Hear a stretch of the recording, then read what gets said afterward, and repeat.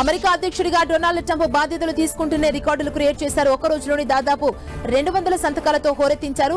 10 కొద్ది ఎగ్జిక్యూటివ్ ఆర్డర్లపై సంతకాలు చేశారు. ముఖ్యంగా మాజీ అధ్యక్షుడు బైడెన్ పాలనలో జారీ చేసిన 78 ఆదేశాలను వెనక్కి తీసుకున్నారు. ప్యారిస్ పర్యావరణ ఒప్పందం నుంచి వైదొలగడం, ప్రభుత్వాన్ని ఆయుధంగా ప్రత్యర్థులపై వాడటం, వాక్ స్వేచ్ఛకు రక్షణ, ప్రపంచ ఆరోగ్య సంస్థ నుంచి వైదొలగడం, దీంతో పాటు జీవన వ్యయాల సంక్షోభంపై దృష్టి పెట్టాలని అన్ని ఏజెన్సీలకు మార్గదర్శకాలు, ప్రభుత్వ ఉద్యోగులు ఖచ్చితంగా కార్యాలయాలకు వచ్చి విధుల్లో హాజరు కావాలన్న ఆదేశాలున్నాయి.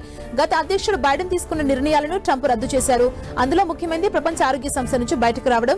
కోవిడ్ వ్యాప్తి సమయంలో WHO నిర్లక్ష్యంగా వ్యవహరించిందని ట్రంప్ ఆరోపణలు చేశారు. అంతేకాకుండా AI విస్తరణ నియంత్రిస్తూ బైడెన్ జారీ చేసిన ఆదేశాలను ట్రంప్ తొలగించారు. సరిహద్దు గోడ సామగ్రిని విక్రయించాలన్న బైడెన్ ఆదేశాలను ట్రంప్ వెనక్కి తీసుకున్నారు. ఇక ట్రంప్ తీసుకున్న అతిపెద్ద నిర్ణయాల్లో తమ దేశపు నేలపై జన్మించే ఎవరికి ఇకపై ఆటోమేటిక్ గా పౌరసత్వం రాదు. ముఖ్యంగా అమెరికాలో అక్రమంగా వలసొచ్చిన వారిని సంతానానికి దీనికి సంబంధించి US సిటిజన్షిప్ రాదంటూ తెలిపారు. ట్రంప్ ఎగ్జిక్యూటివ్ ఆర్డర్ ప్రకారం అక్రమ వలసదారులకు అమెరికాలో పుట్టే పిల్లలకు లభించే పౌరసత్వాన్ని తమ ఫెడరల్ ప్రభుత్వం గుర్తించదంటూ కామెంట్ చేశారు.